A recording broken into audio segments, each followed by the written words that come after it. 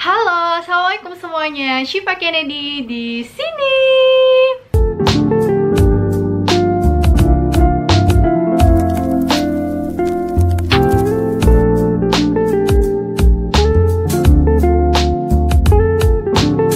Bagi teman-teman semua, jangan lupa subscribe atau langganan, like videonya, aktifkan bel untuk dapat notifikasi dan share ke teman-teman kalian.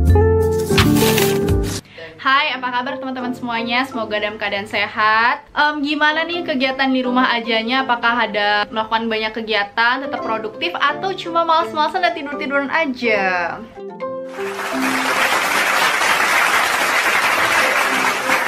Nah, ketemu lagi di channel YouTube Syifa. Bagi teman-teman yang udah subscribe, pastinya tadi dapat pemberitahuan pas Syifa Kennedy upload video baru. Bagi teman-teman yang belum subscribe, silahkan subscribe atau langganan dulu biar teman-teman dapat pemberitahuan setiap kali Syifa Kennedy upload video baru. Dan jangan lupa aktifin notifikasi atau loncengnya ya.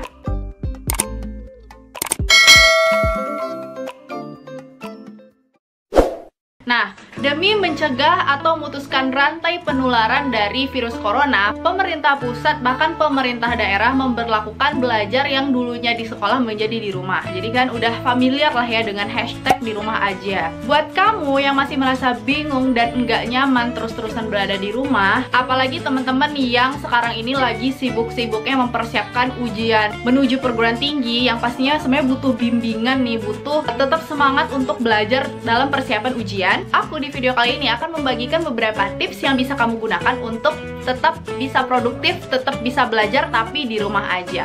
So, bagi kalian yang penasaran, keep on watching!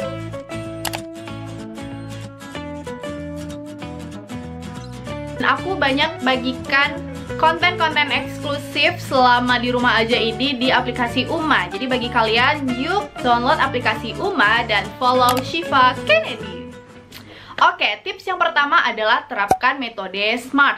Nah, bagi teman-teman yang udah pernah dengar metode ini ataupun udah pernah nonton video aku yang ini, pasti udah nggak asing lagi dengan metode SMART. Coba deh kamu mulai dari specific, measurable, achievable, realistic, dan pastinya timely. Yang kedua adalah jangan lupa bikin target belajar. Kalau aku sih, walaupun aku punya target belajar jangka panjang dan jangka pendek, tetapi aku pastinya tetap memperhatikan atau bikin target harianku. Jadi memang ada penelitian yang bilang kalau seseorang itu ingin mengefektifkan waktunya, seseorang itu harus membuat suatu target harian. Karena kan itu lebih jangka pendek ya, harian gitu. Jadi lebih akan mudah terrealisasi karena kalian mempush diri kalian hari ini untuk mengerjakan itu gitu. Nah, kenapa sih kalian butuh target harian? Karena yang pertama, target harian akan lebih memudahkan kalian untuk mengatur waktu atau mengatur jadwal. Pernah nggak kalian merasa kalau 24 jam itu dalam sehari tidak cukup untuk melakukan banyak kegiatan? Pernah nggak terpikir kayak gitu? Kalau misalnya jawaban kamu tuh iya, bisa jadi karena kamu belum mengatur kegiatan kamu secara baik.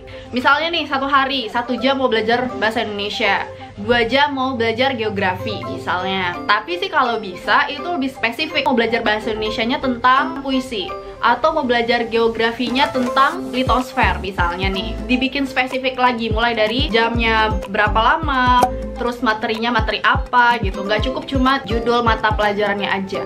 Dengan membuat suatu jadwal yang spesifik, kamu bisa meminimalisir adanya materi yang terlewatkan. Nah, manfaat kedua dari membuat jadwal adalah meningkatkan produktivitas. Sebenarnya ketiadaan jadwal ini bisa membuat seseorang, apalagi orang-orang yang mudah lupa itu, melewatkan materi-materi yang seharusnya ia bahas. Dengan membuat jadwal yang jelas, maka nanti sisa waktu yang kamu punya bisa kamu manfaatkan untuk melakukan kegiatan atau aktivitas lain. Misalnya nih olahraga, mengerjakan hobi-hobi kamu, misalnya bercocok tanam ataupun menggambar ya. Jadi banyak spare time atau sisa waktu yang bisa kamu dapatkan setelah kamu menyusun jadwal kamu yang jelas untuk belajar. Jadi kamu tuh lebih produktif gitu, lebih banyak hal yang kamu lakukan dan kamu kerjakan. Tips belajar lainnya adalah ciptakan lingkungan belajar yang nyaman. Aku udah bikin video sebelumnya yang ini. Kalau kamu belum nonton, silahkan nonton dulu. Aku di sana bahas tentang gimana sih tipe-tipe belajar seseorang. Ada seseorang itu yang memang suka belajar dengan musik misalnya atau dengan murotal. Ada orang yang sukanya tuh sepi,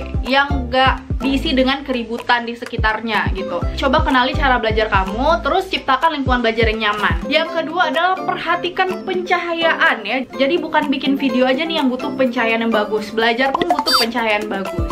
Nah, pilih sumber pencahayaan yang membuat kamu lebih nyaman. Misalnya nih, kalau kamu terbiasa belajar dengan pencahayaan matahari, pilih ruangan di rumah kamu yang punya kaca besar yang istilahnya tuh sinar matahari itu bisa masuk gitu loh. Bahkan kamu tuh lebih memang suka belajar di luar ruangan seperti itu. Jadi kamu tinggal ambil kursi di luar, duduk sambil belajar ya. Bisa jadi kan ada yang seperti itu. Atau bahkan kamu suka yang biasa-biasa aja, nggak terlalu terang dan nggak terlalu redup. Nah, itu juga harus diperhatikan. Yang paling penting adalah kurangi atau bahkan hindari segala distraksi yang bisa mengganggu kamu. Ya, macam-macam sih, bisa handphone, bisa TV, dan bahkan adik-adik mungkin yang menjadi distraksi, kalau bisa di kamar dulu gitu.